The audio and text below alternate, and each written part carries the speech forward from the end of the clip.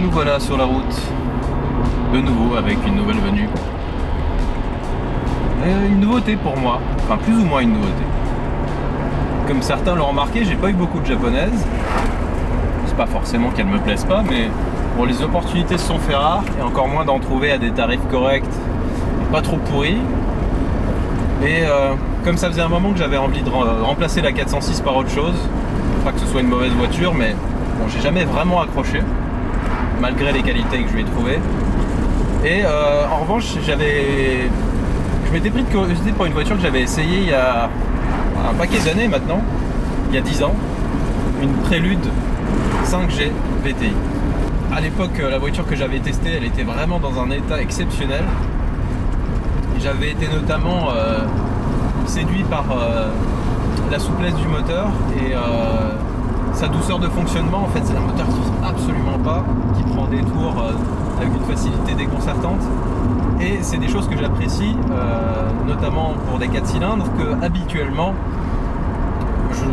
habituellement je raffole pas vraiment. Par contre, c'est amusant parce que c'est une voiture qui a énormément de points communs avec les 406. C'est un coupé, elle est bleue, c'est une boîte manuelle, c'est une traction, et elle a plus ou moins 300 000 km.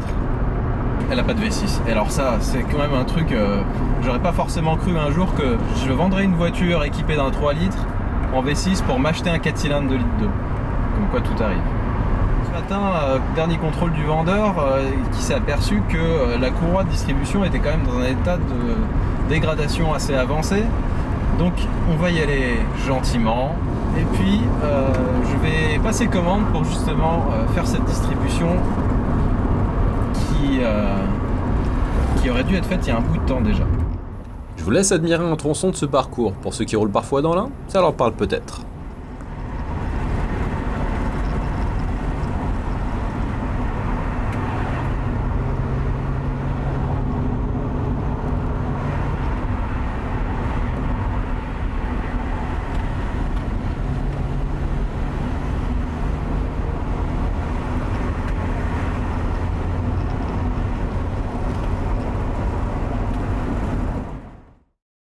Bon, 2 semaines déjà, et elle n'a pas bougé d'un iota vu que, comme je vous l'avais dit, la courroie de distribution est quand même dans un sale état.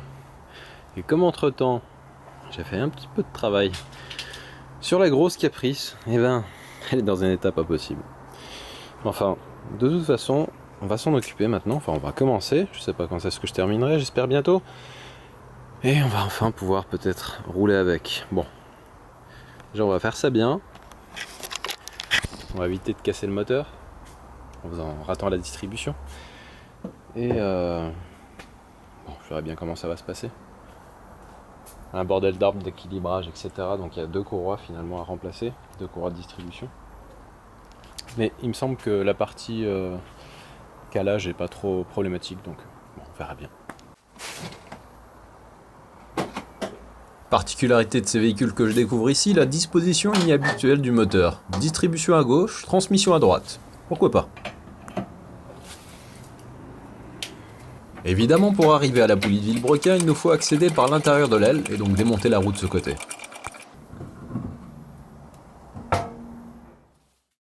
Facultatif, mais bienvenu quand même pour réaliser la suite des opérations, dégager l'avant en retirant l'optique. Pour ce faire, le pare-choc doit être dégrafé.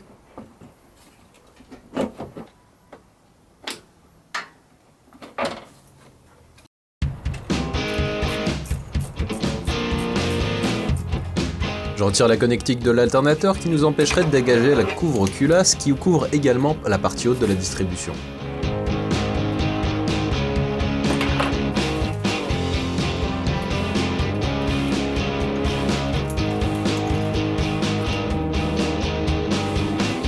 Je dégage maintenant la pompe de direction assistée après avoir retiré sa courroie.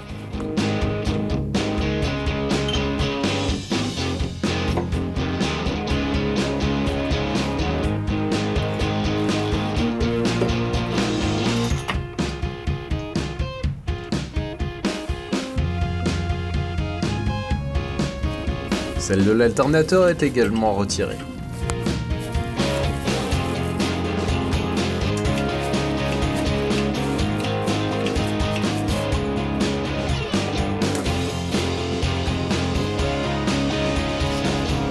La suite, c'est la dépose du support moteur après avoir soutenu le moteur par-dessous.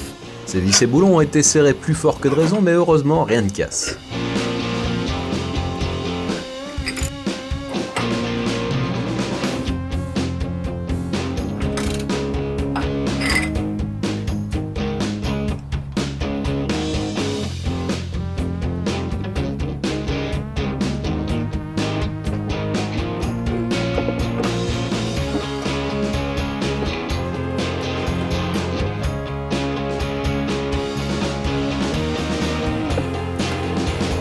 Après avoir tenté vainement de desserrer la vis de la poulie de vélo à la clé à choc, je passe commande d'un outil dédié.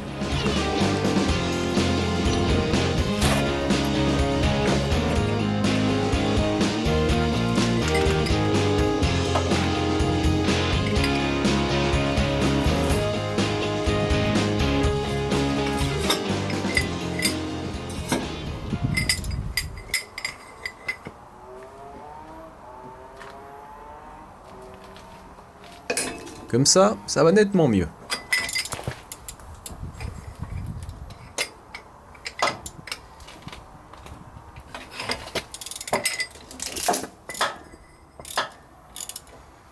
À ce stade, je peux laisser le circuit de refroidissement se vider de son contenu.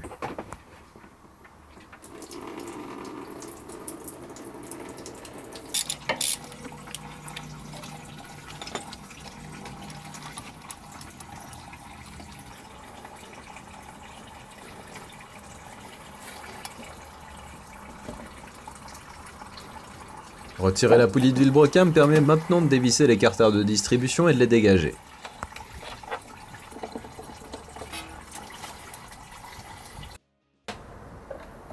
Autour du couvre-culasse d'être mis de côté maintenant après avoir retiré le faisceau d'allumage.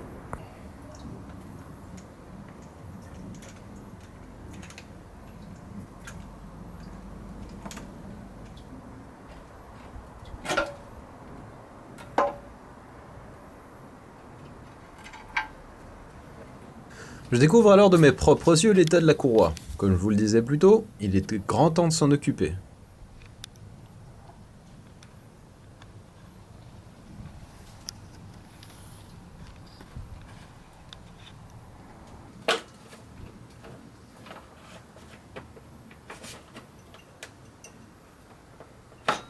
Je peux maintenant orienter la distribution à son point de calage. Flèche des poulies d'arbre à cames vers le haut, trait de diamètre aligné sur la surface du plan de culasse.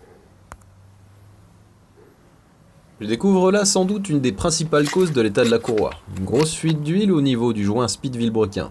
Et comme vous le savez sans doute, huile et caoutchouc s'entendent rarement bien longtemps. Va falloir nettoyer un peu ça avant le remontage quand même.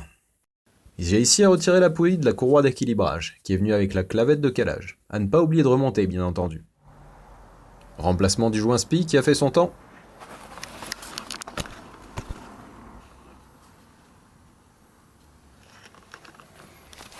Remplacement de la pompe à eau, qui semblait encore en assez bon état.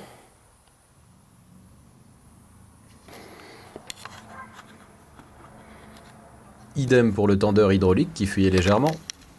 Et après avoir remonté, calé le tout et fait tourner le moteur manuellement, premier démarrage test.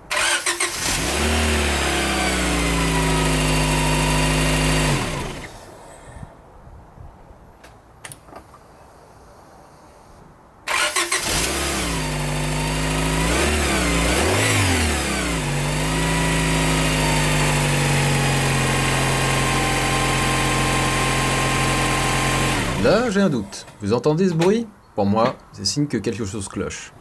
Je constate alors que la courroie de distribution vient frotter contre le galet de la courroie d'équilibrage. Il refait une nouvelle tentative après avoir tout redémonté et remonté.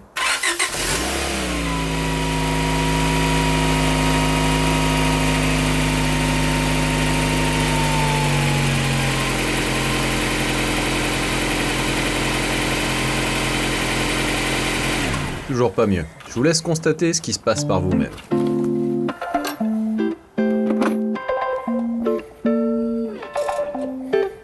La courroie vient se déplacer vers le galet d'équilibrage qui est ici démonté pour se caler à son extrémité. Côté poulie d'arbre à cames, elle dépasse même de quelques millimètres. Après une dizaine d'autres tentatives, je laisse tomber ce système de tension du H22A, généralement jugé comme complètement foiré, pour passer à celui du H23. Ici, plus de tendeur hydraulique, mais un système de tension réglé par ressort, communément admis comme plus fiable. Après un nouveau démontage et le remplacement du kit précédent par celui-ci, l'heure du verdict a sonné.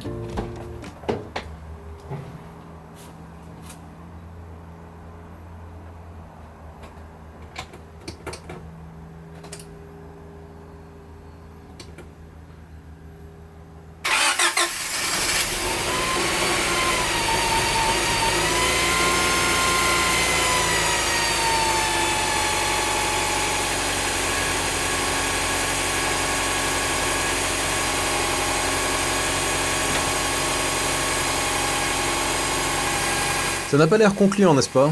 Et ça commence à sérieusement m'emmerder. Bien que le principal problème soit résolu, la courroie ne semble plus frotter sur quoi que ce soit. Mais alors, qu'est-ce qui génère ce bruit à la con? Mystère.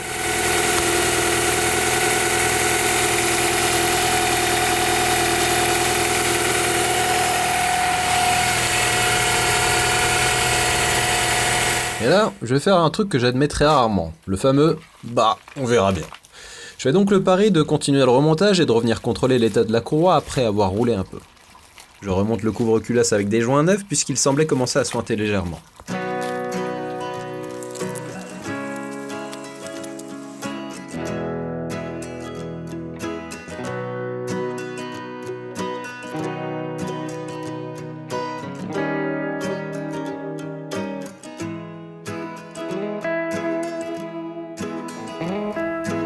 Le responsable qualité profite de ce moment de tension pour inspecter les travaux. De peur de me prendre un blâme, je me risque alors à lui proposer un pot de vin. Heureusement pour moi, il l'accepte sans broncher. Ouf, on a eu chaud, un peu plus c'était la fin du projet. Je me lance ici dans le remplacement du thermostat, mais malheureusement, celui que j'ai commandé ne fait pas la bonne dimension. Ce sera pour plus tard. Pour fêter la fin des travaux de la distribution, je m'offre un petit job d'intérieur, le remplacement de la coque de la télécommande de centralisation. Après avoir légèrement diminué la taille du PCB, j'arrive à l'insérer et à refermer son nouvel écran. C'est un détail mais ça compte, non? Après avoir solutionné une copieuse fuite d'huile au niveau du circuit de refroidissement d'huile, puis roulé quelques jours et contrôlé l'état de la courroie sans rien trouver d'anormal, je commence à m'occuper de détails plus anodins, un petit peu l'illustré des optiques qui ont un peu terni sur leur partie supérieure.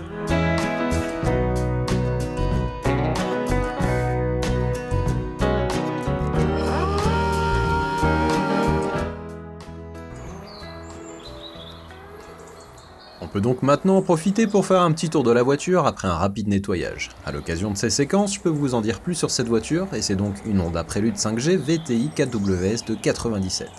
La mention 4WS indique qu'elle est dotée de roues arrière directrices. Cette particularité est pour le moment fonctionnelle uniquement sporadiquement, car la fonction se met généralement en défaut au bout de quelques dizaines de kilomètres. C'est donc sans ce système que je vais parcourir les 200 premières bornes.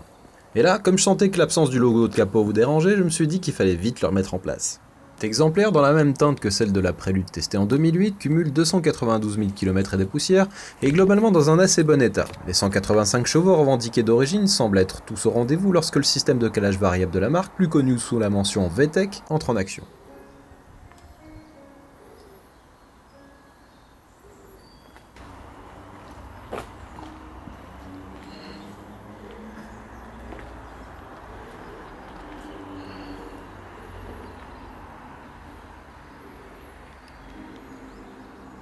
La voiture semble déjà avoir été repeinte, mais malheureusement ça ne l'empêche pas d'accuser un grave défaut sous la forme d'un point de corrosion galopant au coin de l'arche de roue arrière droite.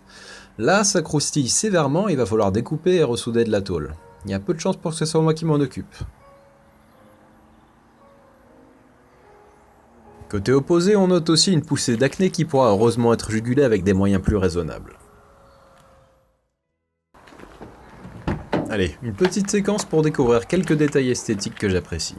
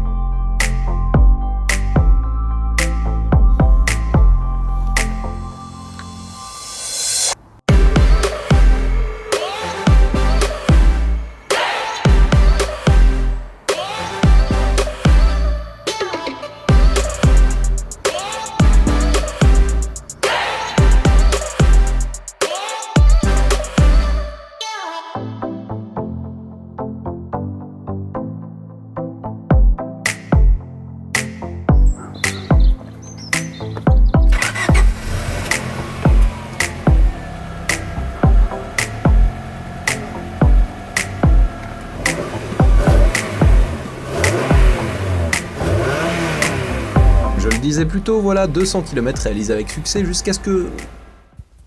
On est bien en pleine campagne, en Honda. Le problème c'est que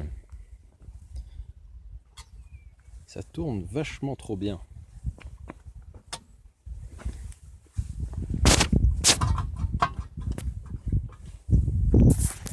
C'était pas tout à fait normal.